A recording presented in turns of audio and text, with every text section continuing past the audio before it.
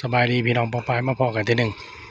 อ่ะนี่คือการสัญจรในน้ำพี่น้องเข้ากันมาจะได้บักขาม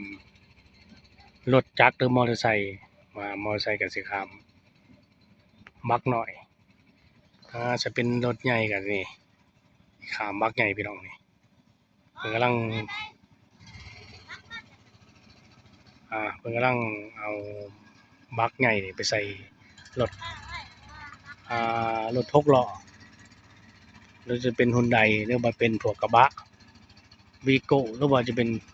หลายยี่ห้อก็สิได้ข้ามบักใหญ่ได้พี่น้องถ้าเป็นรถใหญ่ก็ราคาก็สิตกอยู่ประมาณ50,000กีบถ้าเป็น6 ล้อก็ราคา100,000กีบเด้อพี่น้องเด้อราคาก็สิตกอยู่นี่ในการสัญจรมันบ่มีอิหยังบ่มีรั้วหรือว่าไม่มีสะพานก็สิได้ข้ามทางนี้เด้อพี่น้องถ้ามีสะพานหรือว่ามีรั้วก็สิง่ายแน่ประเทศที่ยังด้อยพัฒนาเอาง่ายก็สิใส่บักนี่นี่นะคือสัญจรตามชีวิตบ้านๆหรือตามบ้านนอกคอกนาพี่น้องก็สิลำบากมาเพราะว่าถ้าว่านี่บักนี่ก็สิแล่นช่วงเวลาจาก6 โมงเช้าไปถึงฮอด6 โมงแลงจากนั้นไปก็ต้องกูสิไปเอิ้นว่าจั่งใดนะไปข้ามฝั่งหรือข้ามฟากก็ต้องคุยกันให้ดีร่วมกันให้ดีติมเบอร์โทรศัพท์ไว้ถ้าเกิดจั่งนั้นมายามค่ำบ่มีไผข้ามเลยพี่น้องสิลำบากเพราะว่ามันบ่แม่นแผ่นดินต่อแผ่นมันแบบว่ามันต้องข้ามน้ำมาซะ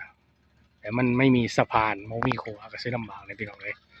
นี่แหละชีวิตบ้านๆของบ้านนอกคอกเขมรหรือบ้านนอกของลาวนี่เขตนี้ก็สิอยู่แถวลาวใต้เด้อพี่น้องเด้อเขตลาวใต้อ่าเขตลาวใต้มักคลิปนี้ก็กดไลค์กดแชร์เด้อพี่น้องเป่าไปเพราะว่าฝากอุดหนุนจุนเจือแล้วก็กดไลค์กดแชร์เพราะว่าจะได้เฮ็ดคลิปใหม่ๆหรือว่าคลิปแปลกๆมาให้อ้ายกับน้องเด้อแฟนคลับผู้จะได้ชมหรือติดตามเด้อพี่น้องเด้อนี่แหละชีวิตบ้านๆต้องดิ้นรนพี่น้องบ่หาก็บ่ได้กิน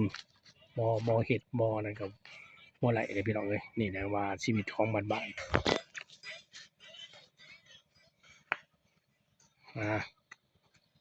รถเพิ่นก็กำลังสิลงมาพี่น้องนี่แหละชีวิตของบ้านๆการใช้ชีวิตของบ้านนอกต้องปรับตามสภาพเลยพี่น้องเพราะยามแล้งก็สิน้ำก็สิบกลงแหน่เพราะเป็นแม่น้ำสายหลักพี่น้องถ้าว่ายามฝนก็แล่นบ่ได้เด้อเพราะว่ายามฝนน้ำมันสิแห้งพี่น้องเด้อน้ำมันสิแห้งแล้วก็การสัญจรไปมาก็สิลำบากนี่ยามแล้งให้แน่การไปการมาก็จั่งซี้เด้อพี่น้องใช้ชีวิตตามบ้านว่าซะตามหมู่บ้านเขตลาวใต้เด้อพี่น้องเด้อมักคลิปนี้ก็กดไลค์กดแชร์ได้เด้อพี่น้องออกไปไทยแฟนเพจก็คำหมู่ท่องอินใน YouTube ก็คำหมู่บ้านนานะพี่น้องเด้อมักคลิปนี้ก็กดไลค์กดแชร์